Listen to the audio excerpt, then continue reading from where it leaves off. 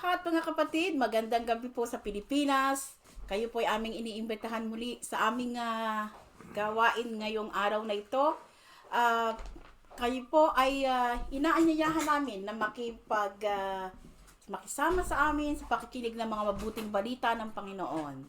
Heavenly Father, we ask for your help and guidance today, Panginoon. Nawa po, Lord God, ay ang aming maririnig ng mga salita na galing sa inyo sa pamagitan ni Brother Albert ay matimo sa aming puso at isipan, aming isagawa, at naway maging ilaw kami at asin sa aming mga kapatid o sa mga hindi pa naming kapatid, Panginoon. Heavenly Father, we thank you for this day that we are here together to worship you and praise you. Hear our prayer as we ask this through the Son, Jesus Christ, who lives and reigns forevermore. Amen.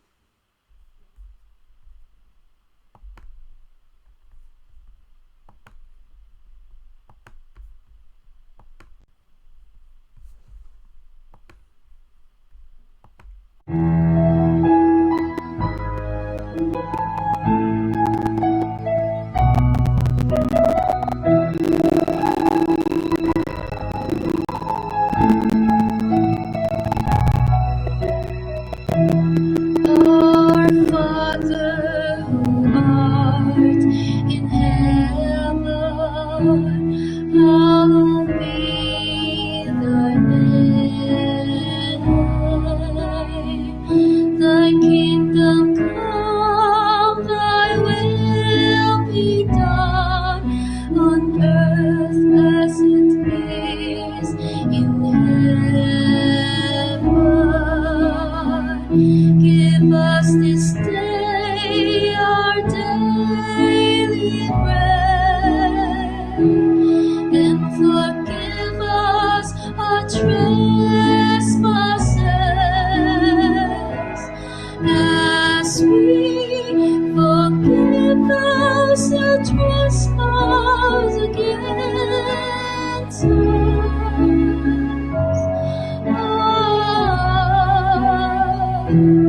And lead us not into temptation, but deliver us from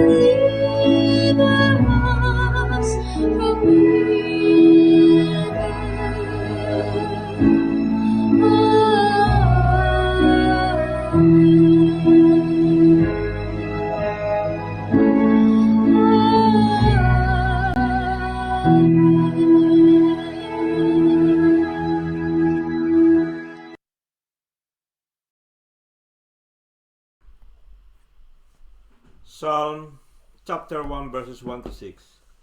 The way of the righteous and the wicked. Blessed is the man who walks not in the counsel of the wicked, nor stands in the way of the sinners, nor sits in the seat of scoffers. But his delight is in the law of the Lord, and on his law he meditates day and night. He is like a tree planted by streams of water, that yields its fruit in its season, and its leaf does not wither. In all that he does, he prospers. The wicked are not so, but are like chaff that the wind drives away. Therefore the wicked will not stand in the judgment, nor sinners in the congregation of the righteous. For the Lord knows the way of the righteous, but the way of the wicked will perish. This is the word of God. Thanks be to God. Mga kapatid, sinasabi po ng Panginoon, Matthew 6:33, Seek ye first the kingdom of God and all His righteousness, and all of this will be added unto you. Seek ye first the kingdom of God and His righteousness,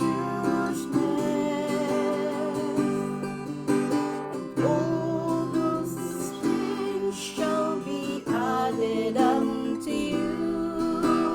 Hallelujah, hallelujah.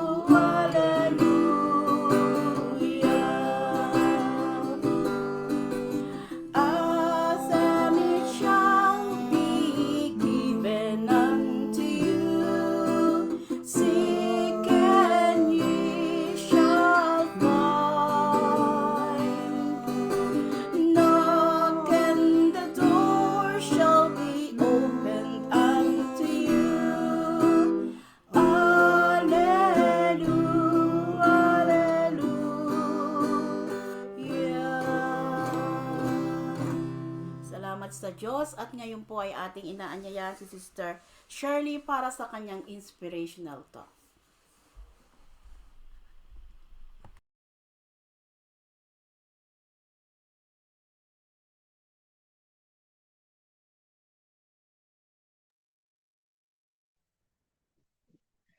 Papurit, parangal, pasasalamat ang aking binabalik sa ating Diyos na buhay. Magandang hapon po sa inyong lahat.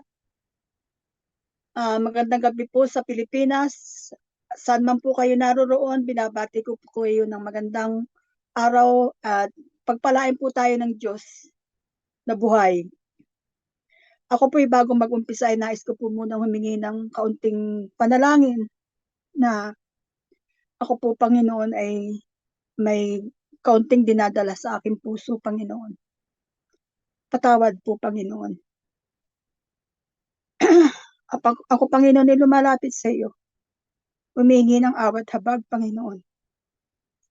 Nawa po, Panginoon, sa aking gagawing at ibabalita sa mga kapwa ko, mga naglilingkod sa iyo, Panginoon, ay samahan mo po ako, Panginoon. Nawa po, Panginoon, ang lahat ng aking sasabihin ay manggagaling sa iyo, Panginoon. At nawa, Panginoon, ay bigyan mo po ako ng talino, Panginoon. Marami pong salamat, Panginoon. Amen. Ang aking pong kukuhanin ngayong hapong ito ay galing sa Hebrews 6 verses 9 to 12. Mga minamahal, bagamat ganito ang sabi namin, gayumay natitiyak naming mabuti ang kalagayan ninyo, makatarungan ang Diyos. Hindi niya lilimutin ang inyong ginagawa at ang pag-ibig na inyong ipinakikita sa hanggang ngayon pinakikita sa paglilingkod ninyo sa inyong mga kapwa Kristiyano. At nanais ko na ang bawat isa sa inyo patuloy na magsumikap hanggang wakas upang kamtan ninyo ang inyong inaasahan. Kaya't huwag kayong maging tamad. Tularan ninyo ang mga taong nagtitiis at nananalig sa Diyos at sa gayo'y tumanggap ng mga ipinangako niya. But even if we speak this like this, dear friend, we feel sure about you.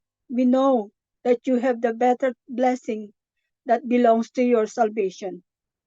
God is not unfair. He will not forget the work that you did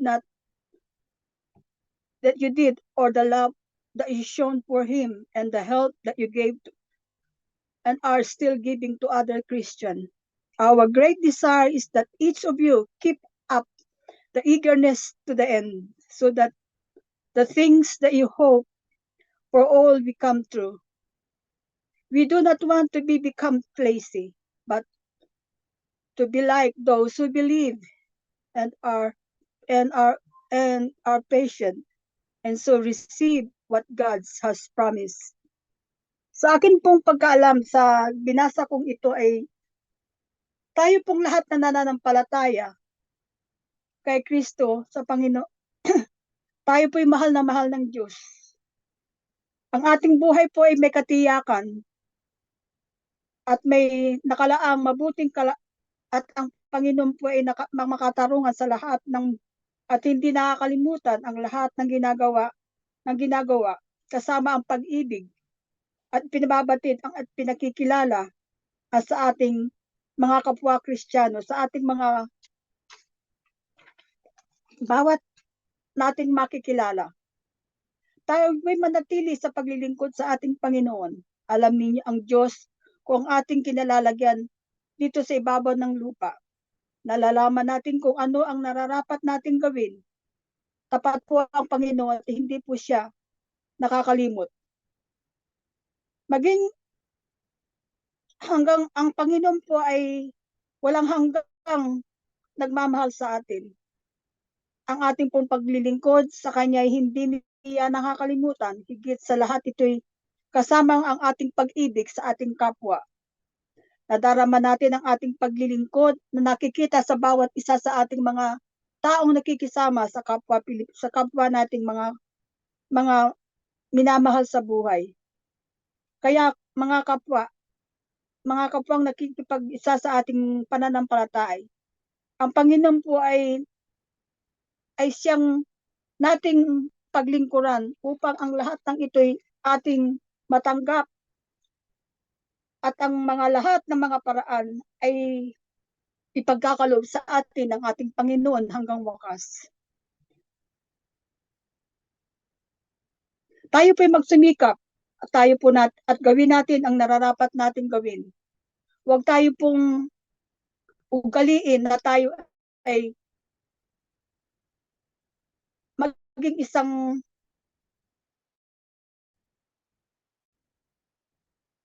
sa ating pananampalataya. Binibigyan tayo ng malaking kahalagahan sa ating Panginoon, ang ating pagtitiwala sa ating Diyos. Ang ating pagtitiis po ay mahabang pagtitiis ang ating gagampanan sa ating pananampalataya. Oo nga, mahirap ang ating mga ginagawa. Katulad ng aking buhay, mahabang pagtitiis. At ito ang aking nagagawa, ang aking natatanggap sa aking buhay. Hanggang sa ngayon, nagtitiis ako at naghihintay ng mga pagpapala ng Panginoon. At ito po, mga kapatid, ito po ay natatanggap ko sa aking buhay. Ano't ano man ang aking natatanggap na mga suliranin sa pamilya, sa kalusugan, at sa lahat ng bagay na aking nais makamtan, ang ginagawa ko ay magtiyaga at magtiis at lahat ng iyong ginagawa ay nakatuon ka lamang sa Panginoon. Alam ko na mahirap, pero nagkakaroon ako ng kapayapaan sa aking buhay. Naroon ang ating mahal sa buhay, nariyan si Kristo, naroon ang ating mga dapat nating gawin upang makamtan ang lahat ng ito. Alam ko na ako'y naniniwala at nagtitiwala sa Panginoon, hindi lang sa ngayon hanggang sa wakas, dahil alam kong hindi ako bibitaw at ito po ay bibigyan ng malaking diin ng ating mahal na Diyos. Ang gawin lang natin ay tayo'y magpakatatag sa ating pananampalataya upang ang ating pagtitiis sa ating buhay at anuman ang dumating sa ating mga trials and persecution ay ating malampasang ito. Nakikita ko sa aking pamilya at ito ay unti-unting nagbabago. Alam ko may mga problema sila, pero unawain mo at muling magbabalik ang iyong maligayang pagsasamahan sa isang bahay, at alam ko na ito'y magiging isang maligaya sa bandang huli. Maraming salamat po sa inyong lahat at ito po ang aking natutuhan ngayong araw na ito, at nawa kayo po ay magkaroon ng katatagan sa ating pananampalataya at wag na basta-bastang tayo ay ipapabukas ang ating mahal na Panginoon ay pinakamahalaga sa ating buhay. Amen.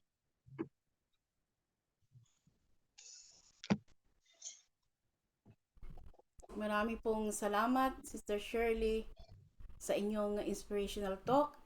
At ngayon po, my brothers and sisters, now is the time for us to focus on the Lord. Let's listen to the gospel for today and all the good news from our Lord Jesus Christ. Let me call Brother Albert and Brother Kobe for this time. Thank you.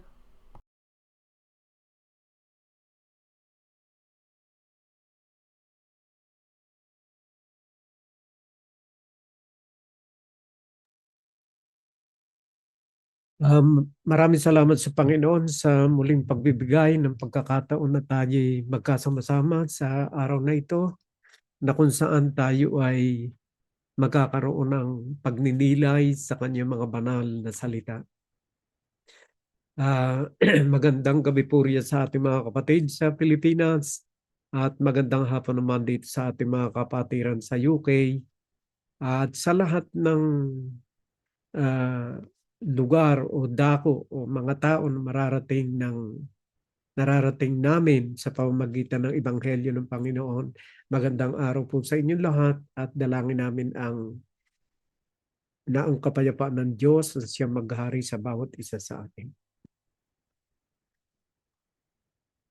Ah, maganda yung isinyer ni Sister Shirley na kailangan tayo maging matatag sa ating pananampalataya.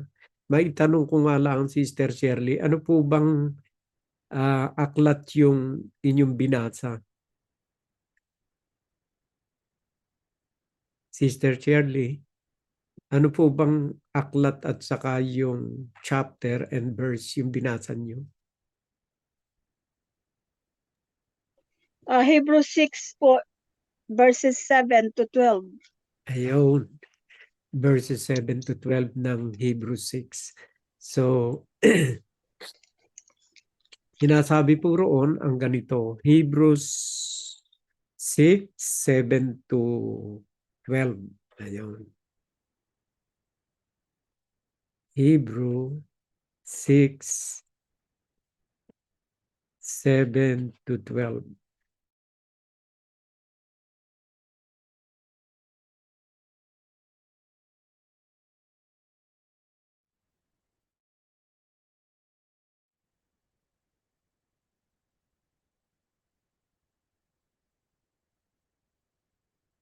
Sabi po rito ay ganito. Pakibasa mo nga, Kobe, from 7 to 12. Hebrew chapter 6, 7 to 12.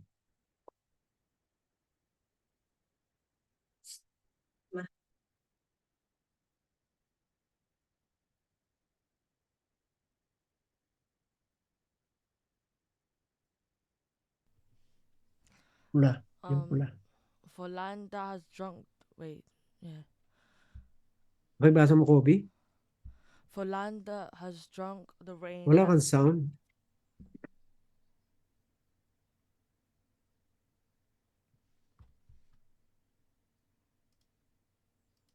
For land that has drunk the rain that often falls on it and produces a crop useful to those for whose sake it is cultivated, receives a blessing from God.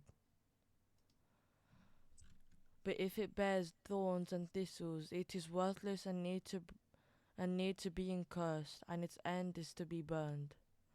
Though we speak in this way, yet in your case, beloved, we feel sure of better things, things that belong to salvation. For God is not unjust so as to overlook your work and the love that you have shown for his name in serving the saints as you still do. As we desire each one of you to show the same earnestness, to have the full assurance of hope unto the end, so that you may not be sluggish, but imitators of those who through faith and patience inherit the promises. So, yan po napakagandang salita mula sa ating Panginoon. Ibalik mo nga uli sa 7, Kobe, sa verse 7. So that you may not be sluggish. Ay, ano ba yan? For land that has drunk the rain, that often falls on it and produces a crop, useful to those for whose sake it is cultivated, receive a blessing from God. So, ang salita po ng Diyos kasi para po iyang ulan. Para po iyang ulan. Na pag pumatak sa lupa, ay hinihigop ng lupa.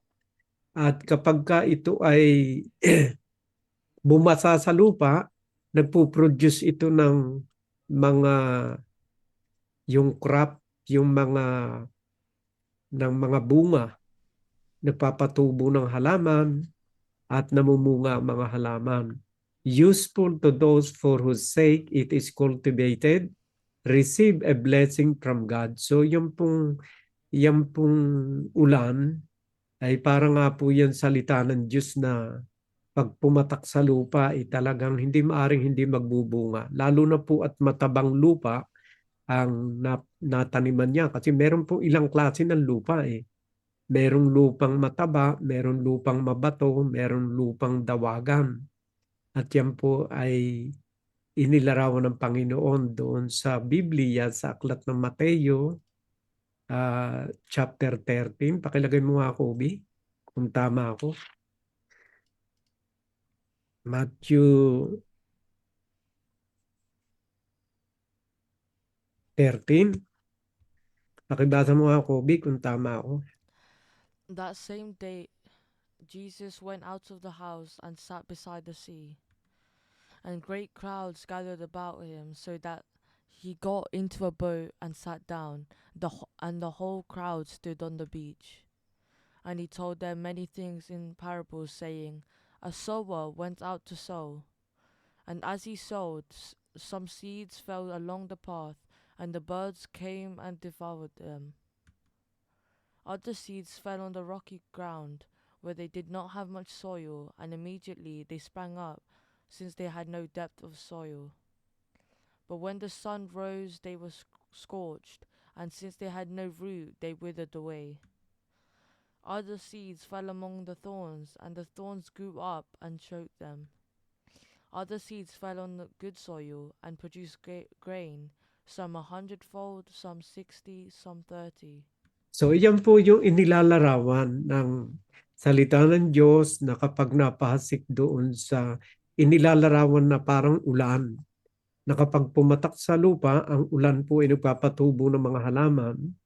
Ganon din po naman yung butil ng salita ng Diyos na pumatak sa iba't ibang klase ng lupa. At kapag ito'y pumatak sa isang lupa na mataba at malusog na lupa, ay namumunga po ito ng marami, 100-fold, some 60, some 30. Yan po ang nagiging resulta. Kasi ang salita po ng Diyos, yan po ay may kapangyarihan. Makapangyarihan po yan para yung isang binhi na pag napatanim sa puso ng isang tao, yan po ay nagbubunga. Makapangyarihan po yan. Itinutulad po yan sa ulan, kagaya po ng binasa natin doon sa Hebrews 6:7 hanggang 12. Sa verse 7, sinasabing ang ulan na sinisipsip ng lupa, ito nagpo-produce ng crop. Yan po. Doon pa rin po sa aklat ng Isaiah chapter 55 verse 10. Ito po sinasabi. Isaiah chapter 55 verse 10. For as the rain and the snow come down from heaven and do not return there, but water the earth, making it bring forth and sprout, giving seed to the sower and bread to the eater. So yan po yung himala na nagagawa ng salita ng Diyos, ng ulan. Ayan. Yan po ang kapangyarihan na nagagawa ng ulan. Doon sa verse 11, pakilagay mo nga, Kobe. So shall my word be that goes out from my mouth. It shall not return to me empty, but it shall accomplish that which I purpose, and shall succeed in the thing for which I sent it. So yan, ganyan din po ang kapangyarihan ng salita ng Diyos. So shall my word be that goes out from my mouth. It shall not return to me empty, but it shall accomplish that which I purpose, and shall succeed in the things for which I sent it. So, ang salita po ng Diyos talagang, kaya nga po inaanyayahan namin kayo laging makinig lang kayo kahit hindi naman kayo umanib sa gawain. Ang salita po ng Diyos to whom it may concern. Kung sino man po kayo, ano man ang katayuan nyo sa buhay, ang aming paanyaya, magbasa ng Biblia, makinig ng mga salita ng Diyos, yan lang po. Wala kaming ibang hinahangad sapagkat we are concerned for the salvation of soul. We are not concerned for any material things or kasikatan o anumang bagay na karangyaan. Wala po kami niyang ganyang motibo ng paglilingkod. O ni kumita man ng pera, hindi po yan. Bahala ang Diyos doon. So shall my word be that goes out from my mouth. It shall not return to me empty, but it shall accomplish that which I purpose, and shall succeed in the things for which I sent it. So, marami po kasing nakarinig na ng mga salita ng Diyos, pero hindi na natili sa salita ng Diyos. Meron din po naman sinasabi ang Biblia kung bakit ganun sila, na hindi sila nanatili sa salita ng Diyos. Mish L, PR, H sub 3 U0G L, JDX Yan po. Kaya mahalaga po yung tayo'y makinig ng salita ng Diyos. Kapag tayo pinapasimula ng makinig ng salita ng Diyos, lalo na po tayo na matagal-tagal nang nakakapakinig ng salita ng Diyos, ay sabi nga po ng Biblia ay tayo ay sa Diyos kung tayo'y nakikinig ng salita ng Diyos. Pero kung tayo po'y tatanggi sa pakikinig sa salita ng Diyos, ay maaari ko sabihin na tayo'y nagiging antikristo kasi utos po ng Diyos ang makinig sa kanyang banal na salita. Basahin natin sa aklat ng John chapter 8 verse 47. Ito po sinasabi. John chapter 8 verse 47.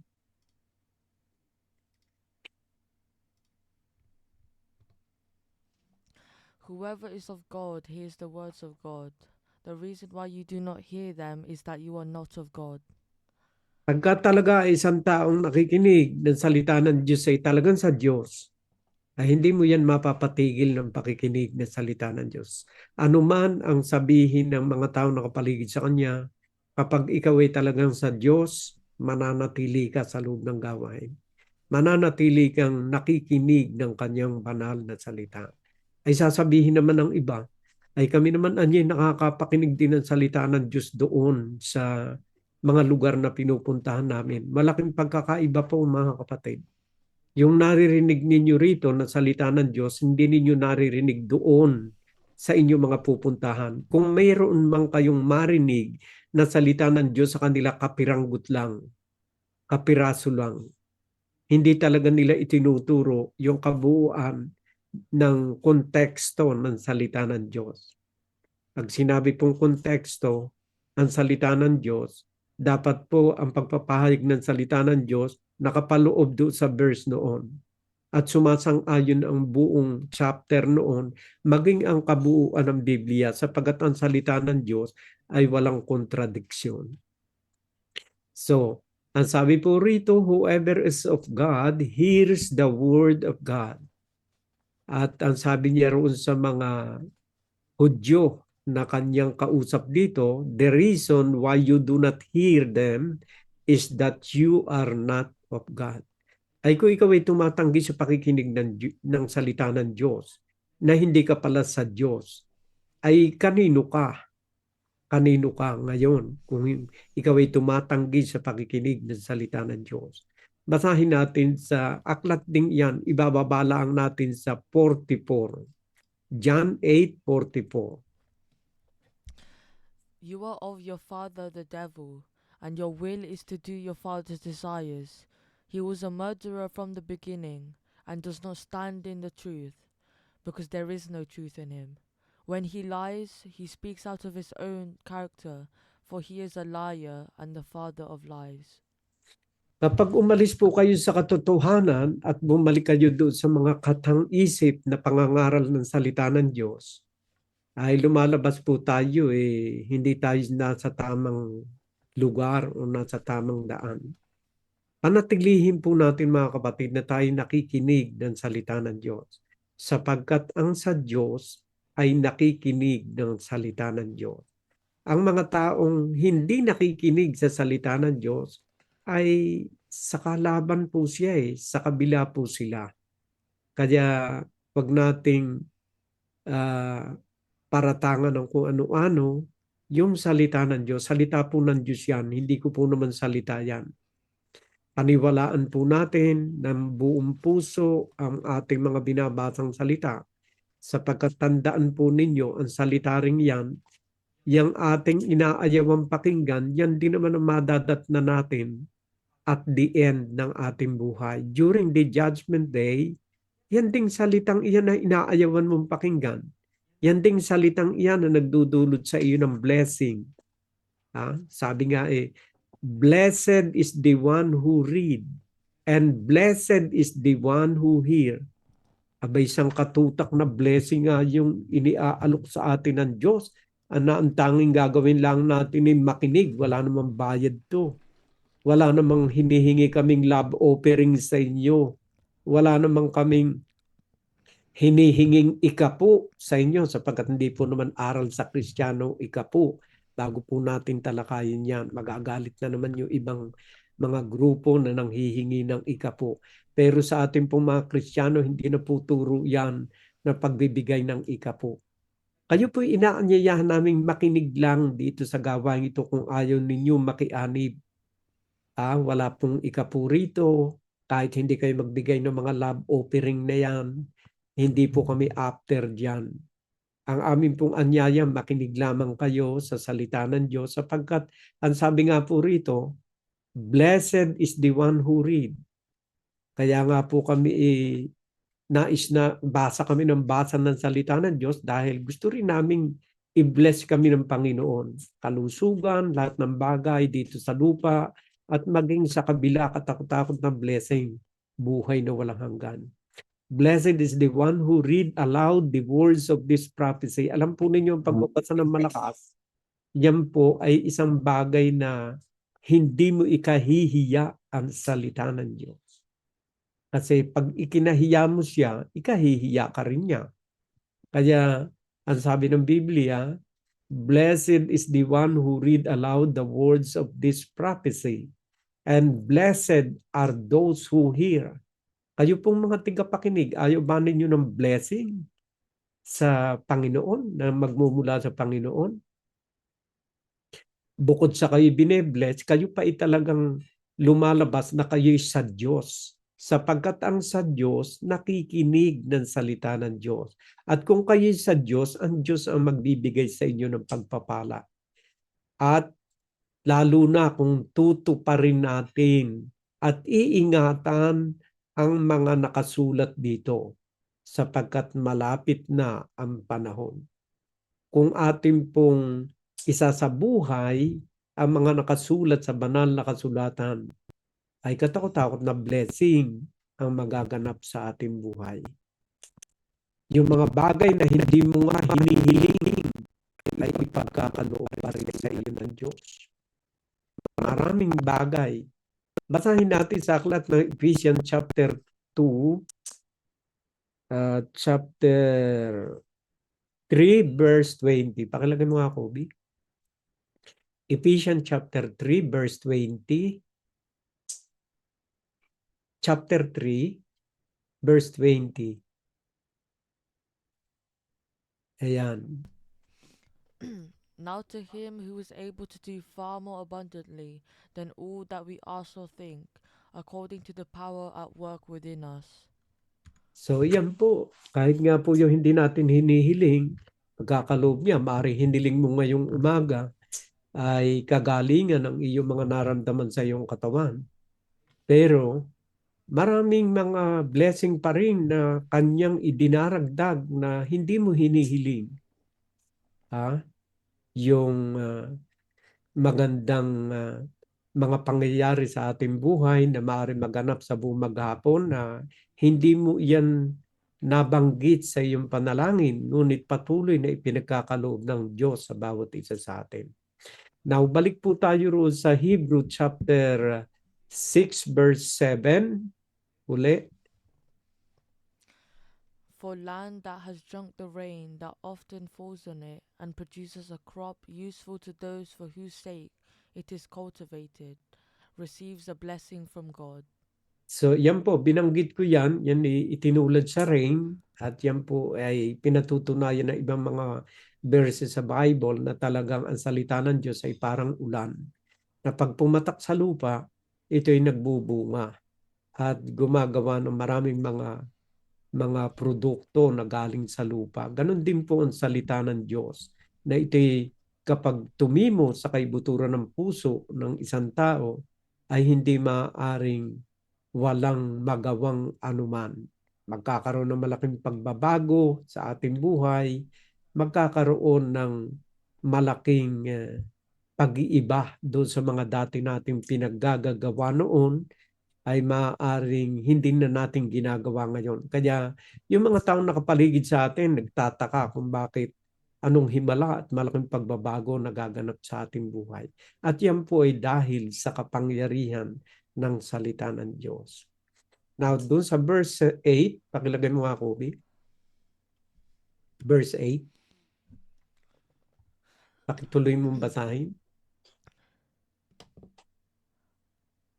But if it bears thorns and thistles, it is worthless and near to being cursed, and its end is to be burned.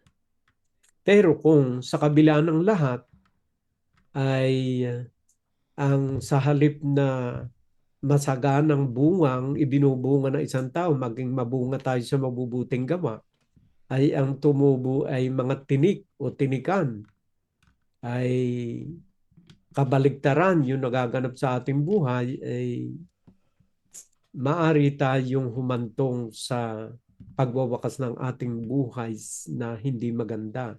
Yan. At sa verse 9, pakilagay mo nga, Kobe.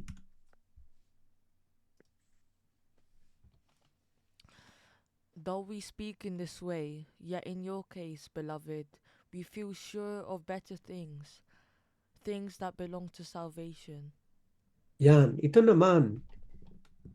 Pero sa mga taong nakikinig ng kanyang banal na salita, tumatanggap ng kanyang banal na salita, sa kagaya natin, ang sabi rito, beloved, we feel sure of better things, things that belongs to salvation. Ayun, tayo na may makaasa ng mabuting bagay na magaganap sa ating buhay. At yan na yung buhay na walang hanggan, mga kapatid. Kaya sabi nga ni Sister Shirley kanina, ay maging matatag tayo sa ating pananampalataya sa Diyos. Na kahit na tayo dumaan sa mga iba't ibang uri ng pagsubok, huwag tayong bibitaw sa Kanya. At sa verse 10,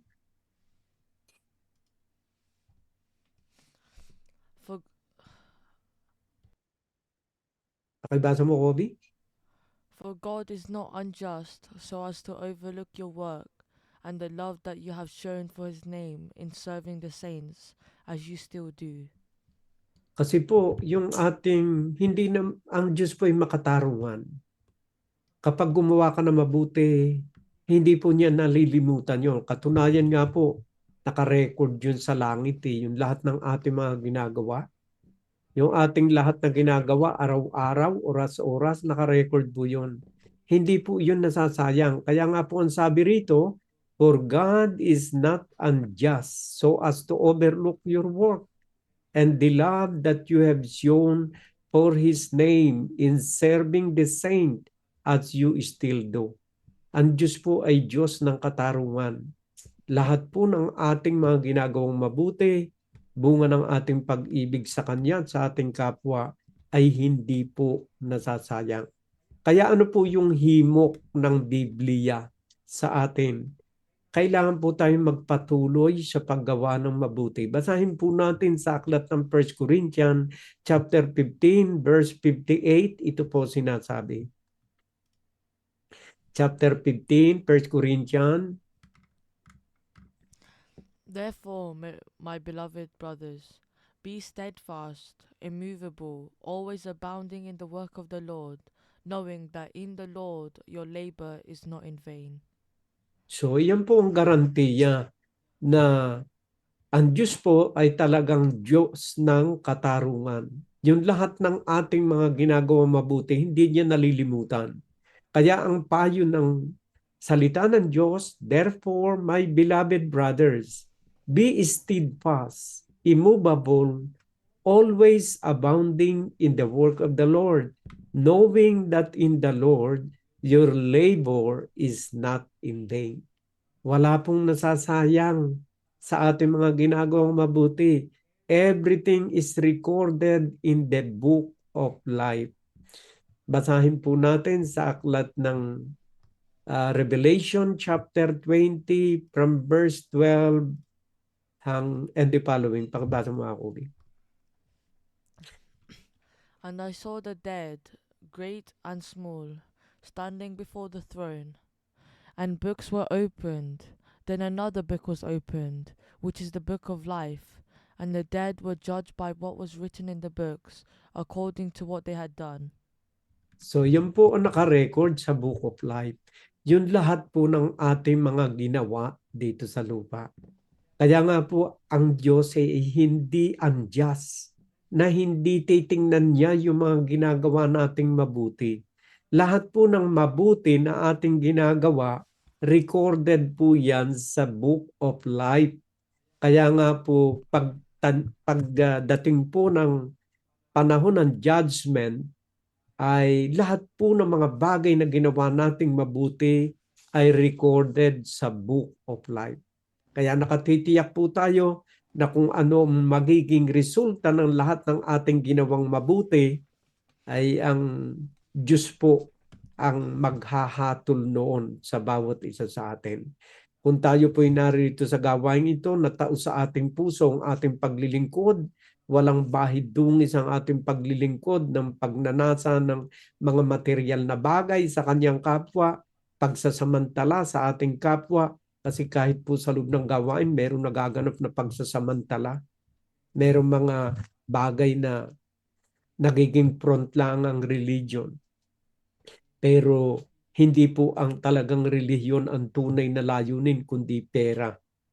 Pero kapag nakita ng Panginoon ang buong katapatan ng ating puso na tayo'y naglilingkod upang siya'y paluguran, upang sundin ang kanyang kalooban, lahat po ng mga bagay na yan ay magdadala sa atin sa buhay na walang hanggan. Kahit man po tayo'y mabawian ng buhay, hindi po maaalis yung mga mabubuting bagay na ating ginagawa. Lagi po yung kalakip ng ating pagkatao. Basahin po natin sa aklat na Revelation chapter 4 at chapter 14, verse 12 and 13. Pakilagay mo, Kobe. Here is a call for the endurance of the saints, those who keep the commandments of God and their faith in Jesus. Tuloy. And I heard a voice from heaven saying, "Write this, blessed are the dead who die in the Lord from now on. Blessed indeed, says the Spirit, that they may rest from their labors, for their deeds follow them." So, ang sabi po rito, blessed indeed, says the Spirit, that they may rest from their labors, for their deeds follow them. Yung lahat po ng ating ginawang mabuti, wala pong makakanakaw noon. Walang makakaagaw noon. Ni kahit si Satanas, hindi po maaagaw yon. Because it is really written and recorded in the book of life in heaven. Yung ating ginawang mabuti, atin po yun. Wala pong makakanakaw noon. Yun nga po yung kayamanan na sinasabi ng Panginoong mag-impok ng kayamanan sa langit na walang tanga at walang magnanakaw na nanakaw. Sapagkat ni magnanakaw o ni si Satanas man ay hindi kayang agawin o alisin yung lahat ng ating mga ginawang mabuti. It is recorded in the book of life. So ang payo uli ni Apostle Paul sa bawat isa sa atin mula sa mga Kristiyano noong first century at hanggang sa atin, ito ang lagi niyang ipinapayo sa atin. Basahin mo uli, Kobe, yung 1 Corinthians chapter 15 verse 58.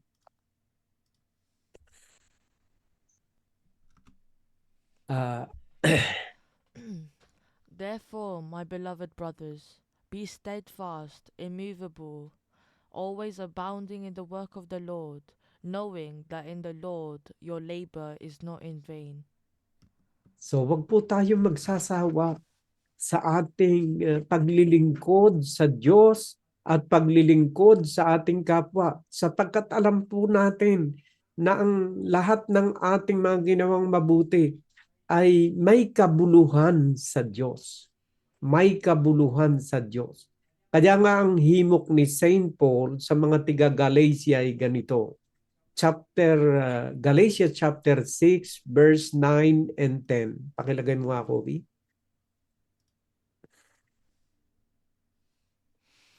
And let us not grow weary of doing good, for in due season we will reap if we do not give up.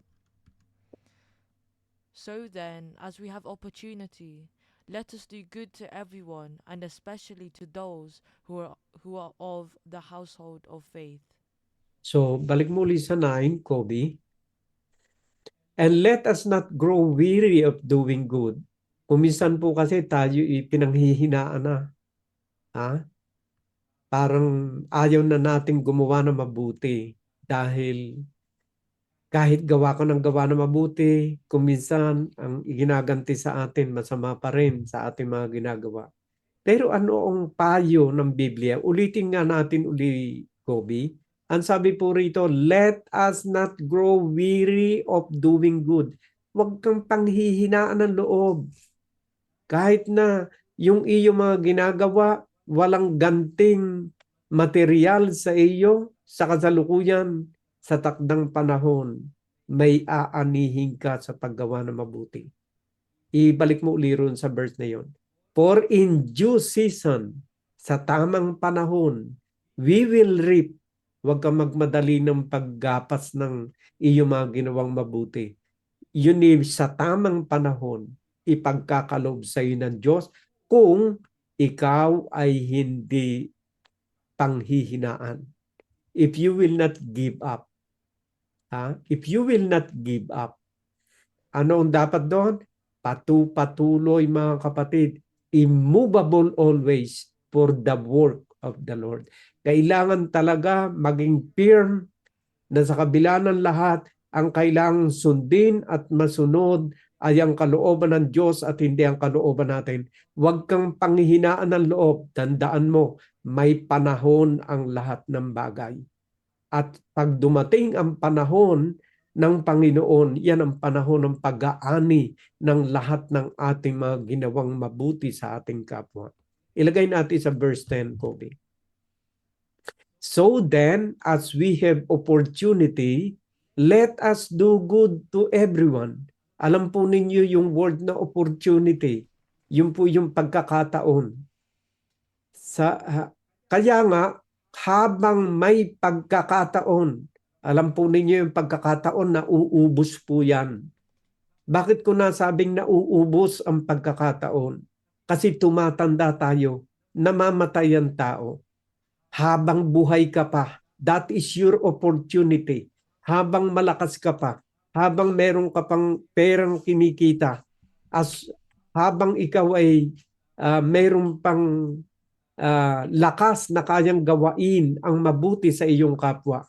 Sapagkat pag wala ka ng lakas, wala ka na rin magagawa. Kaya yung oportunidad na ito, yung pagkakataon, nauubos yan mga kapatid. Tandaan ninyo, hindi lagi kang bata. Tandaan ninyo, hindi lagi kang may lakas. Nawawala yan sapagkat dalawang esensya ng pagkatao ng isang tao.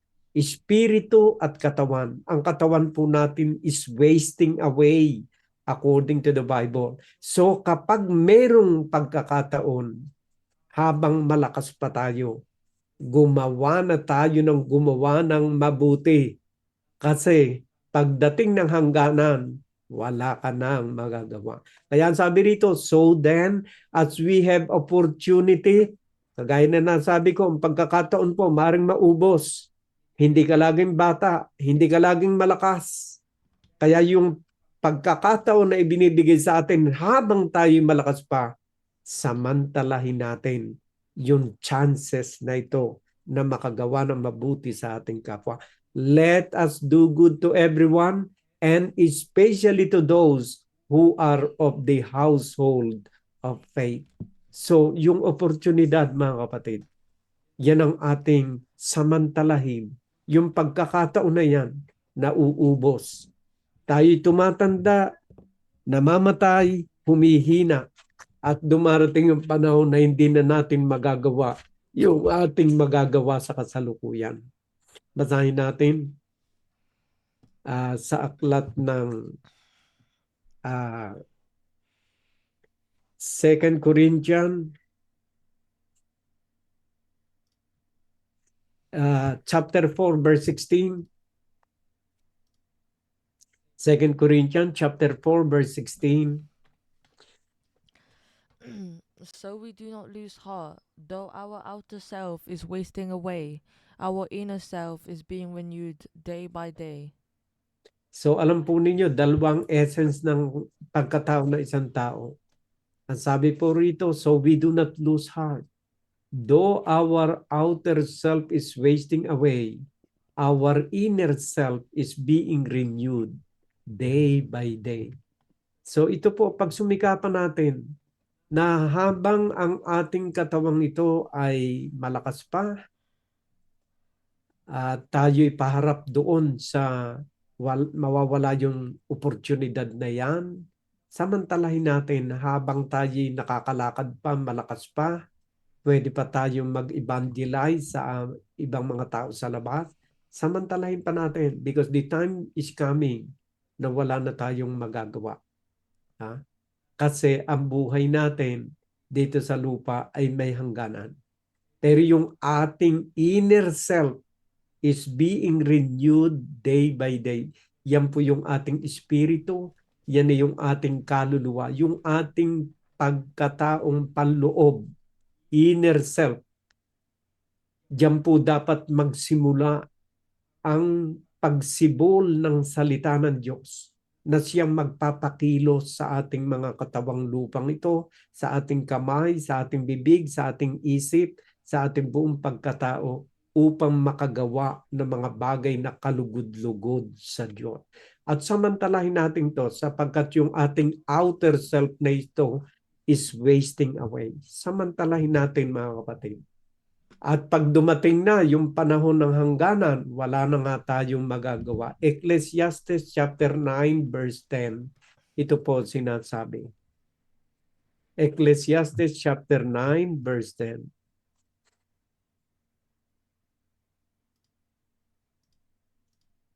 Ecclesiastes Whatever your hand finds to do, do it with your might, for there is no work or thought or knowledge or wisdom in Sheol to which you are going. So sabi po rito, for whatever your hand finds to do it with your might, for there is no work or thought or knowledge or wisdom in Sheol to which you are going. Ang Sheol po, yun yung libingan, lugar ng mga patay. Wala na po tayong magagawa kapag dumating na tayo sa puntong yun.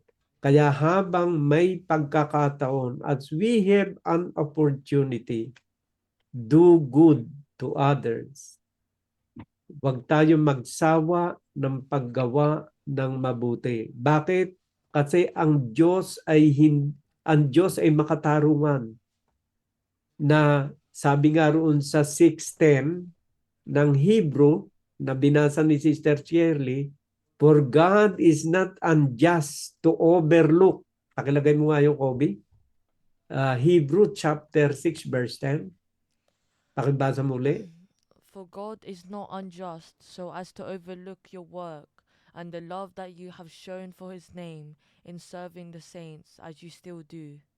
So iyan po ang ating dapat na maging direksyon ng ating buhay. For God is not unjust so as to overlook your work. Hindi niya kalilimutan yung lahat ng ating mga ginawa na bunga ng ating pag-ibig na ipinakita natin sa paglilingkod sa kanyang dakilang pangalan at sa mga banal na hanggang ngayon patuloy nating ginagawa. Yung ating paghasik ng salita ng Diyos, yan po ay isang uri ng gawain na bunga ng pag-ibig sa Diyos. Kaya gusto ko kayong makita rin na kayo nagbabahagi rin ng salita ng Diyos na bukal sa kalooban ng ating mga puso na hindi tayo napipilitan. Kasi gusto ng Diyos yung kusa na paglilingkod. Pagka pinipilit yung isang tao ay hindi po maganda yon. Kailangan sumibol ng kusa sa kaibuturan ng kanyang puso, bunga ng mga salita ng Diyos, ang tunay na pag-ibig sa Diyos at tunay na pag-ibig sa kanyang kapwa upang mamunga tayo ng mabubuting bagay. Alam po ninyo, sa panahon natin ngayon, maraming mga tao na ang hinahanap ay mga bagay na kung ano ang gusto nilang marinig, kung ano ang gusto nilang gawain, walang pagbabawal.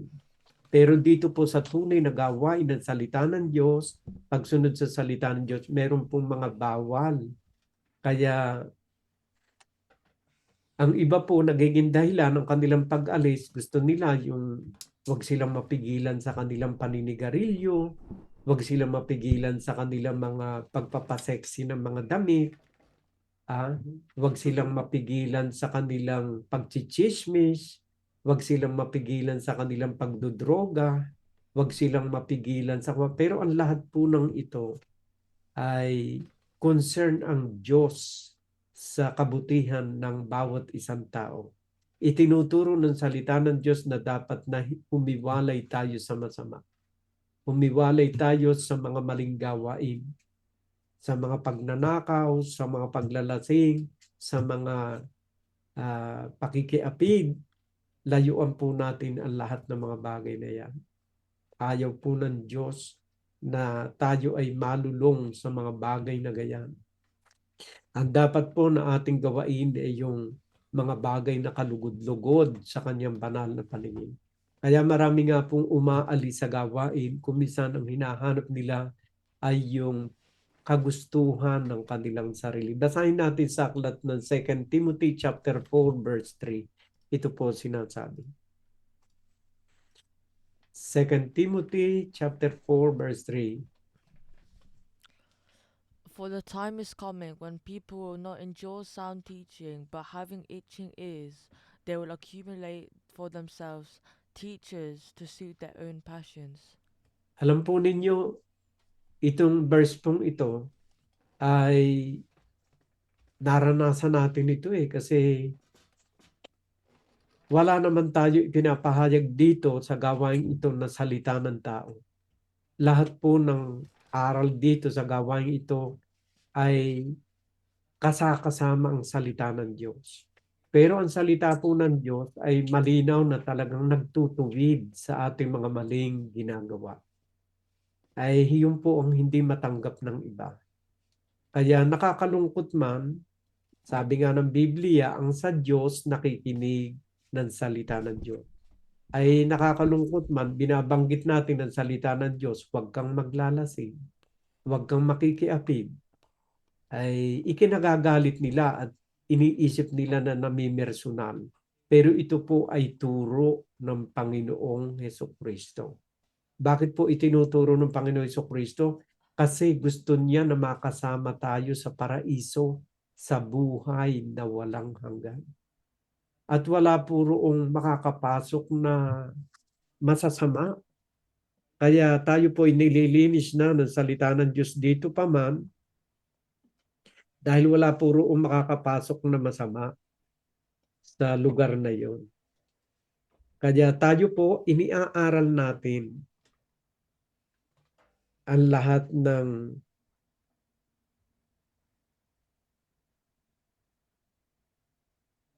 ng mabuti. Itinuturo po natin para tayo makapasok doon. Ang sabi po rito sa aklat ng Revelation chapter 21 verse 27, kaya po natin itinuturo na tayo mabago ang ating buhay gawa po nito. But nothing unclean will ever enter it, nor anyone who does what is detestable or false, but only those who are written in the Lamb's Book of Life. So iyan po ang malino na sinasabi ng banal na kasulatan. But nothing unclean will ever enter it, nor anyone who does what is detestable or false, but only those who are written in the Lamb's Book of Life. Sa palagay kaya ninyo may papasok doon na mga taong mapakiapid o mga lasinggero o mga drug addict. Hindi po makakapasok doon. Kaya dito pa man sa lupa, nililinis na tayo ng salita ng Diyos upang pagtindig natin sa harapan ng Diyos ay mayroon tayong karangalan na humarap sa ating Diyos na makapangyarihan sa lahat. Now, my dear brothers and sisters, masakit man kuminsan ang salita ng Diyos, pero kailangan po natin itong tanggapin. Uulitin ko ulit sa inyo, maraming pagbabawal dito sa salita ng Diyos. At ang isa po rito ay ito. Babasahin uli ni Kobe. Sa aklat ng Galatia, chapter 5, verses 19 to 21, ito sinasabi. Now the works of the flesh are evident: sexual immorality, impurity, sensuality, idolatry, sorcery, enmity, strife, jealousy, fits of anger, rivalries, dissensions, divisions, envy, drunkenness, orgies, and things like these. I warn you, as I warned you before, that those who do such things will not inherit the kingdom of God. At tayo po ay ganyan dati. Yung mga binanggit na yan, maaring tayo'y nandyan. Pero nung dumating sa ating buhay, ang panawagan ng Diyos, ang kanyang mga salita, tayo po ay nagsisi at tinatanggap naman natin ang kapatawaran sa Diyos, mula sa Diyos. Bakit? Kasi tayo po ay inosente sa salita ng Diyos. Para ding si Saint Paul, siya ang tawag dito, nagkasala siya ng blasphemy laban sa Diyos, pagsasalita ng laban sa Diyos. Pumapatay siya ng mga tigasunod ng ating Panginoong Jesucristo. Pero pinatawad siya. Bakit? Kagaya rin po natin, tayo'y mapapatawad dahil hindi pa naman nabubuksan ang ating isipan sa salita ng Diyos. Kaya kung meron mang mga taong nakikiapid, nasasapi sa gawain, good news to everyone. Kasi yung dating buhay mo, hindi ka hahatulan doon ng Diyos. Ang hinahatulan ng Diyos ay yung nasa loob na ng kanyang mga kautusan at ng kanyang iglesia, ng kanyang mga salita. Na iyo pa rin lalabagin, ay doon ka na nagkakasala. Kaya kung ikaw ay magnanakaw dati, o ikaw ay chismosa, o lasinggero, lasinggera, welcome ka rito. At dito, kapag tinanggap mo ang salita ng Diyos, ang ating Panginoon Jesucristo, tatanggap ka ng kapatawaran sa lahat ng iyong mga nagawang kasalanan noon. Pero pagkatapos na marinig mo ang kanyang mga salita, ay huwag mo na uling uulitin ang iyong mga pinagagawang masasama noong unang panahon. Bakit ko po nasabi ito? Kasi ang batas ni Kristo ay patungkol doon sa kanyang nasasakupan. Kung ikaw ay hindi pa nasasakop ng batas ni Kristo, hindi ka parurusahan ng ayon sa batas ng ating Panginoong Jesucristo. Basahin po natin sa aklat ng Romans chapter 3 verse 19. Ito po ang sinasabi. Romans chapter 3 verse 19. Now we know that whatever the law says, it speaks to those who are under the law, so that every mouth may be stopped and the whole world may be held accountable to God. Ang sabi po rito, now we know that whatever the law says, it speaks to those who are under the law.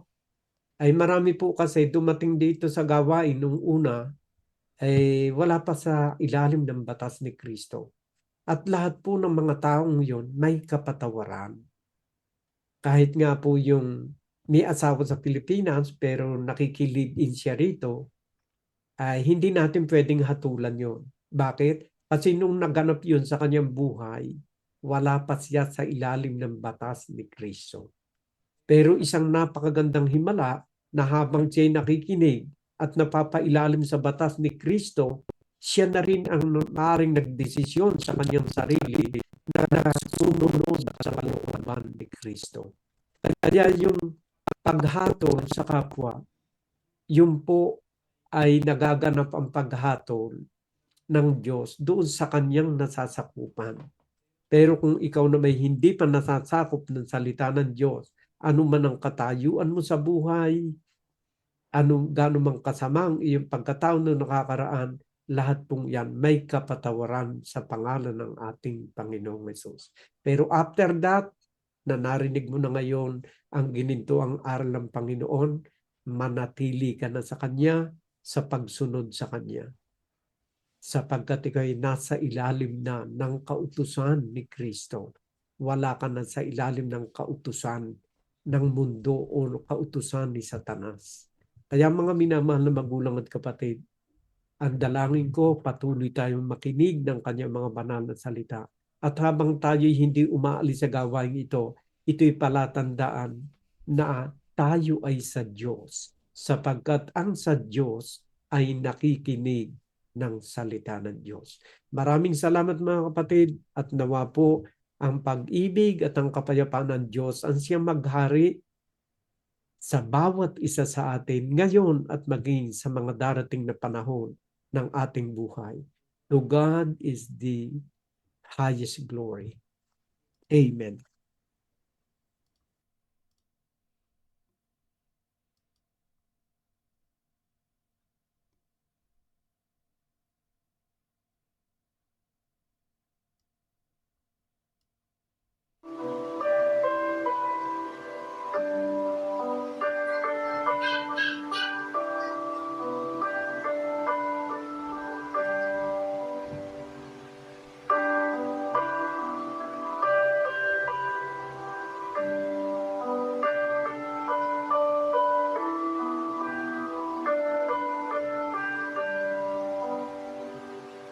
All these pieces broken and scattered, in mercy gathered, mended in whole, empty-handed but not forsaken. I've been set free. I've been set free. Amazing grace, how sweet the sound that saved a wretch like me. I once was lost, but now I found. Was blind, but now I see. Oh, I can see you now.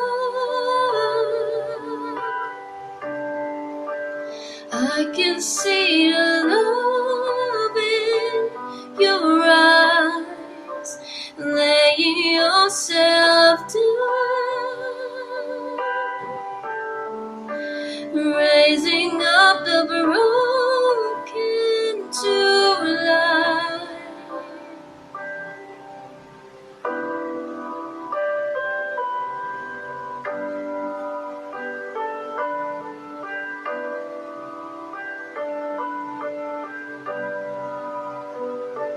Take our failure, you take our weakness. You set your treasure in jars of clay. So take this heart, Lord, I'll be your vessel, the world to see your life in me.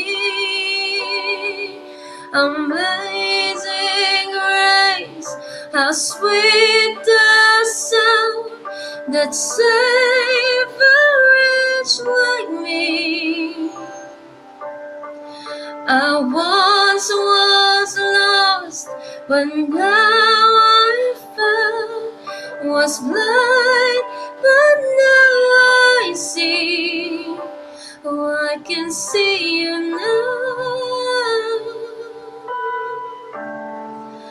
Oh, I can see the love in your eyes, laying yourself down,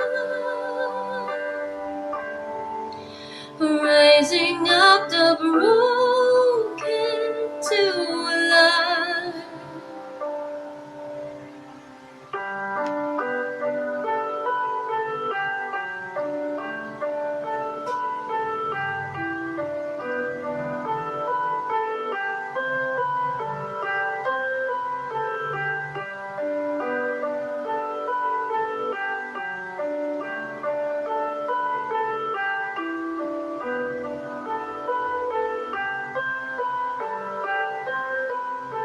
Amazing grace, how sweet sound that save a wretch like me. I once was lost, but now I am found. Was blind, but now I see. I can see you now. Oh, I can see the love in your eyes, laying yourself down, raising up the broken to life.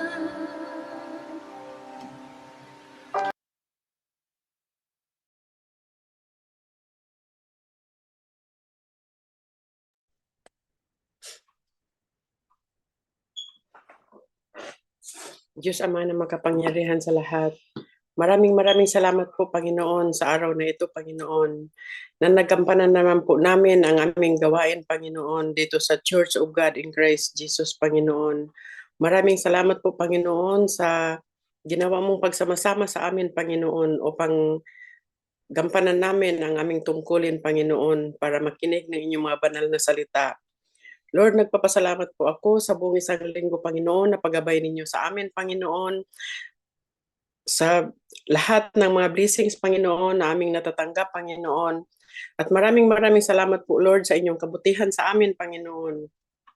Dahil sa lahat ng mga paggabay ninyo, Panginoon, itinataas ko po, Panginoon, ang aming Church of God in Christ Jesus, Panginoon, na naway marami pa kaming mga kaluluwa na maakay, Panginoon, upang makinig ng inyong mga banal na salita. Maraming salamat po, Lord. Naway gabayan mo kami palagi, Panginoon, at ilayo mo kami, Panginoon, sa mga kapahamakan, Panginoon. Ilayo mo kami sa kahit na anumang mga karamdaman, Panginoon. Lalong-lalo na po, Panginoon, si Brother Albert, Panginoon, at ang kanyang buong pamilya, Lord. Ang aking maibang mga kapatid dito sa Church of God in Christ Jesus, Panginoon, sila Sister Shirley, Sister Levi at Brother Randy, Panginoon, sila Brother Bert, sila Sister Joy, Sister Merly, at sa iba pa naming mga kapatid, Panginoon. Ganon din po, Lord, ang aking buong pamilya sa Pilipinas, Panginoon. Itinataas ko po sila sa inyo, Panginoon. Kayo na po ang bahala, Panginoon, sa aming mga pamilya, Panginoon, sa Pilipinas, Lord. At naway iligtas niyo po, Panginoon, ang mga taong nakakaranas ngayon ng mga kalamidad, Panginoon, yung mga taong nakaranas ng landslide, Panginoon, ang mga pamilya, Panginoon, na nawalan ng mga mahal sa buhay, Panginoon. Palakasin ninyo ang kanilang mga kalooban, Panginoon, para hindi sila masyadong masaktan, Panginoon, sa pagkawala ng kanilang mga mahal sa buhay, Lord. At naway itigil nyo na po, Panginoon, ang pagbuhos ng ulan at ng wala na pong mga mangyayaring mga kalamidad, Panginoon, sa aming bansa, Panginoon, at sa iba pang bansa, Panginoon. Lord, nagpapasalamat po ako, Panginoon, sa inyong kabutihan, Panginoon.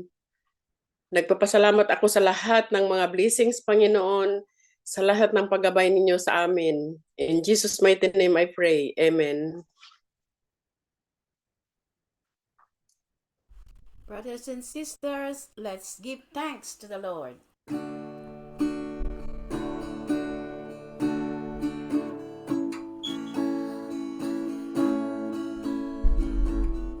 come before you today, and there's just one thing that I want to say. Thank you, Lord. Thank you, Lord, for all you've given to me, for all the blessings that I cannot see. Thank you, Lord. Thank you, Lord. With a grateful heart, with a song of praise, with an outreach arm, I'll bless your name. Thank you, Lord. I just want to thank you, Lord. Thank you, Lord.